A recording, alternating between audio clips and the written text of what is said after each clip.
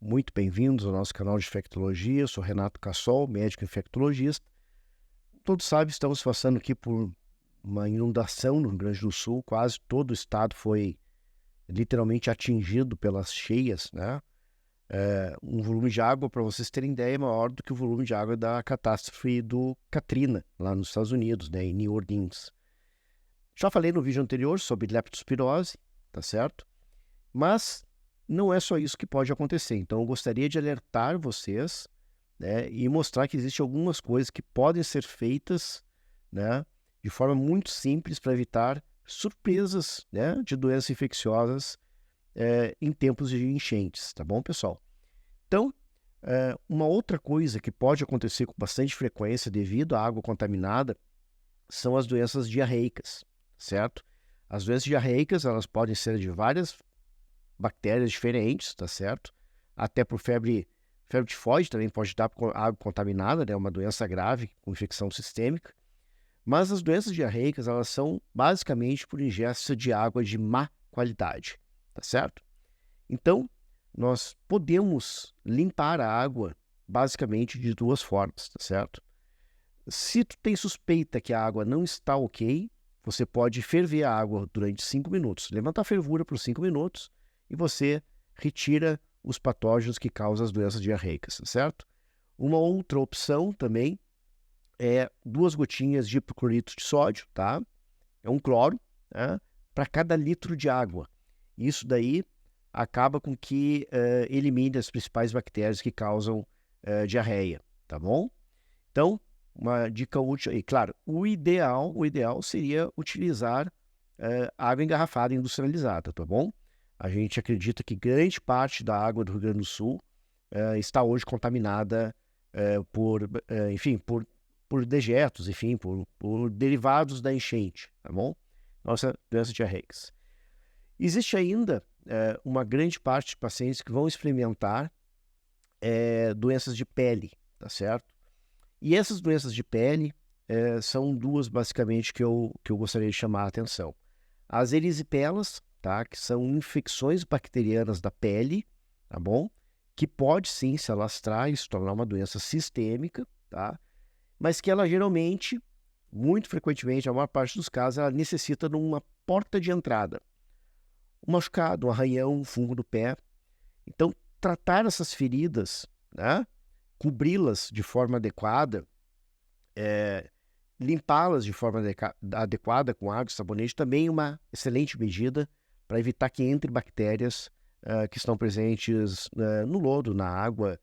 Enfim, as pessoas vão voltar para casa, vão ter que limpar a casa, então cuidem essas feridas, tá certo? Cubram elas, se puderem usem botas vedadas, para que não entre alguma bactéria ali da parte, na pele não íntegra, digamos assim, tá certo? Existe ainda mais 2 doenças, tá? Que são potencialmente graves. Uma é muito grave, tá bom? A primeira que é potencialmente muito grave é a hepatite A. Então é o seguinte, lá por 2014, tá? Todas as crianças que estão seguindo o calendário vacinal brasileiro, tanto privado quanto pelo SUS, elas começaram a ser vacinadas para hepatite A. Então, as crianças que têm e que seguiram o calendário vacinal menos de 10 anos de idade, elas estão protegidas da hepatite A, tá certo? Mas, aquelas crianças acima de 10 anos, tá? E incluindo os adultos e idosos, se eles não tiveram hepatite A na sua infância, e hepatite A na infância é uma doença tranquila, tá? É uma doença, é um quadro viral, mais um dos quadros virais que a criança pode apresentar. Ele está suscetível, e não vacinou, né? Ele está suscetível a ter infecções por hepatite A, que é uma hepatite transmitida fecal-oral, ou seja, está em mãos contaminadas e está na água contaminada. Hepatite A no adulto não é só mais uma febre. Hepatite A no adulto é uma encrenca, tá certo?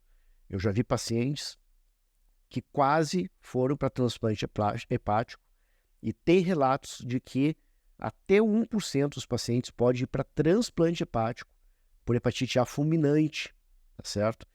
E é uma doença que tem vacina, e a vacina ela é segura e ela é gratuita pelo SUS, certo? Se ela não tiver no SUS gratuita, ela não é uma vacina cara e ela não precisa de receita médica. Então, aqueles pacientes acima de 10 anos que desconhecem o seu estado sorológico, ou seja, anticorpos, anti-HVA e IgG, ele desconhece isso, ou se ele conhece, ele está negativo, eles devem procurar a vacina da hepatite A, tá certo? Mesmo que já tenha entrado em contato com o vírus, a vacina previne a doença até 14 dias após o contato. E a última doença, que talvez seja a mais grave de todas, é o tétano, tá bom?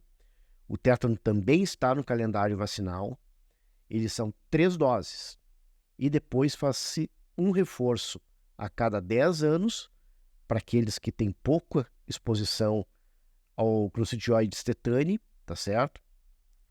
Ou uma dose a cada 5 anos para aqueles pacientes que têm trabalho braçal, trabalho na lavoura, trabalho que tem mais exposição, tá, a essa bactéria que está no solo. E pelo fato dela estar no solo, com um turbilhão da água, ela está automaticamente nas águas, certo?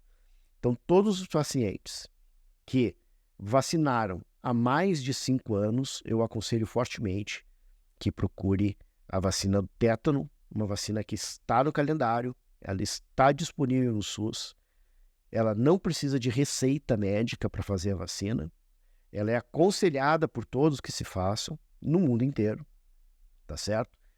E, se não tiver no SUS, ela também é uma vacina de baixíssimo custo. Então, pessoal, esses são os recados que eu tenho para dar hoje para vocês. Algumas medidas bem interessantes para prevenir infecções bacterianas, né, e virais em tempos de enchente. Um grande abraço, eu sou Renato Cassol, médico infectologista, e até o próximo vídeo.